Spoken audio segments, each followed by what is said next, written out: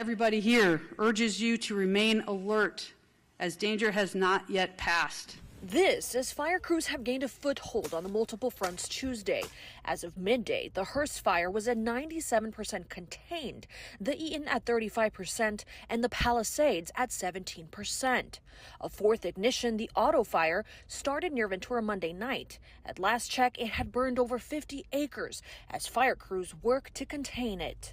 We have approximately 88,000 residents that are still under evacuation orders. Two other critical issues, power outages and water access in the Eaton fire area. The necessary public safety power shutoffs are going to prevent our next fire from starting if we have down power lines. Additionally, we have checked the water system in the Eaton fire area and it is operational. There was slightly hopeful news today from search and rescue efforts in burn zones. The good news was that no other remains were found yesterday. And talks of reopening neighborhoods to residents are moving forward slowly. Repopulation conversations are absolutely active and ongoing. I don't want people to start thinking everything's okay now. Everything's not okay yet. It's that yet that firefighters are battling to get closer to today. Firefighters will continue to work tirelessly throughout the day to increase containment lines, prevent further spread, and address any flare-ups. In Altadena, I'm Maribel Gonzalez reporting. I have been totally intrigued and fascinated by the role of inmates in helping to be the heroes we need in these communities for firefighting. There's also been a lot of uproar about the low pay for these firefighters. You get people like Kim Kardashian lobbying the governor to raise the pay. But I wonder, from your experience, how do you see their role and the concerns about them serving in those roles? Yeah, so thanks for having me on the show, Laura. I watched.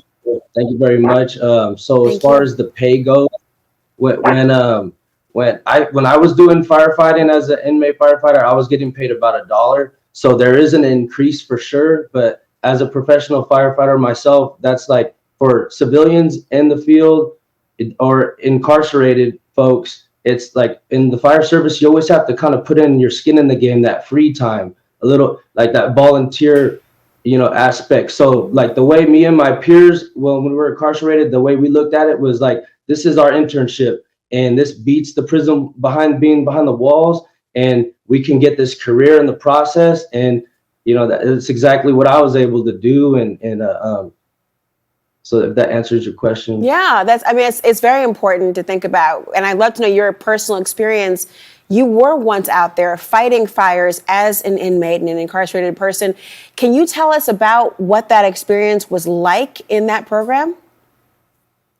Well, I loved it. I thrived in it because, we it's a great opportunity. It's been around for decades and decades. Even the actor Danny Trejo, who's doing a film on myself, is an executive producer, and it's called Trial by Fire. He was an inmate firefighter himself, and so it's been around forever. And for me, it was like being able to be there for someone on their worst day to arise to that occasion. That's an honor, and that program offered that to us. We're very fortunate. We're unfortunate to have our fires in our state, but we're very fortunate to have the opportunity for that. And so I loved it. Yeah. My first medical call was CPR on a baby. My first fire was a structure bowling alley fire. So like that, those are the kind of things that, it'll build you up fast. So when you come home to do it professionally, you have that experience. You're forced to have that real quick and you excel at it. Firefighters continuing to battle the deadly Los Angeles wildfires. A week into the efforts, officials warning the fight in danger is far from over. We're very well prepared for the next event, but that's never going to be, we're never sure that we're going to be able to catch the next fire and keep it small. The Palisades, Eaton, and Hearst fires wiping out years of history across LA. It's 36 years of memories just gone. My mom was hysterical. I can't even put into words how painful it was to see her pain. Thousands of homes destroyed and dozens of lives lost. Chris Weisner sharing these photos of his friend Randall Mayad, who was killed as the Palisades fire overwhelmed his home. I can't sleep much. It's heartbreaking. My wife and I are crying all the time. And with search crews still going through debris, first responders with a sobering message. Angelenos should be prepared for the death toll to keep rising. It is a very grim task, and we, unfortunately, every day we're doing this, we're running across the remains of individual community members. Even with such devastation, there are moments of hope as communities come together, donating and doing what they can to help. You guys live in the City of Angels. We're Angelenos. This is absolutely breathtaking. I never done anything like this in my life. I don't know what I'm doing right now, but I hope one day it makes sense. And until then, I'm gonna keep on trying to do what I'm doing. In Altadena, I'm Michael Yoshida reporting. He said, "Mom, if it gets close, I'm not leaving." The words of two sons determined to fight. I just had this deep feeling that I knew they were going to be okay. Inside Kathy Hutter Camacho's home are photos that show a life spent in Los Angeles County. She now lives in Sacramento, but her ex-husband lives right in the path of the Palisades fire. Her two adult sons, Sean and Tim, right by his side. Okay, turn around. First responders seriously urged the brothers and their father to leave last Tuesday. But this home in Santa Monica Canyon belonged to their grandmother, now their father. So they made a choice. My brother's decision was, I'm not leaving. I'm staying. I'm fighting. And my decision is, I'm not leaving my brother's side. Tim, the oldest of the two, watched as their neighbors evacuated. By Wednesday, the winds kicked up and fire embers rained from the sky. There's no fire department. There's no other people. It's just us attacking and saving this neighborhood. For nearly 30 hours, armed with water hoses and handheld radios, the brothers sprayed water on every home and lawn on their block, along with a handful of others who decided to stay. We came out of there. The fire getting as close as 5 doors down. When the worst of it ended, Tim says they were able to save 9 homes on their street. If it wasn't for the few of us that stayed and kept everything wet and attacked the small spot fires as they arose, we would have lost this entire neighborhood the same way that Palisades did. You know, people are telling us like, you guys are heroes, you're saving the neighborhood. And it's like, we're just, you know, doing what we think is right. Risking their lives to save their family's legacy, but also giving their neighbors a home to come back to when so many in Los Angeles County have lost everything.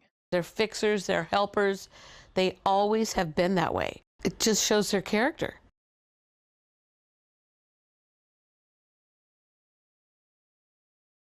California has a lot of problems that sort of baffle the mind as far as why they do things. Mel Gibson on Fox News Primetime after losing his home in the California fires. And then in the events like this, you sort of look, well, is it on purpose? Which, it's an insane thing to think. But one begins to ponder whether or not there is a purpose in mind. What could it be, you know? I don't know. Do they want the state empty? I don't know. Conspiracy theories spreading like wildfire. This is an obvious land grab. They get them out of their homes this way, and then they can build whatever they want to build. From the common refrain that it's all part of a government plot. This is siege by design. To suspected AI-generated video and images falsely showing the fires approaching the iconic Hollywood sign. Fact-checkers working for Meta have been debunking some of the misinformation on Facebook and Instagram. Hey everyone.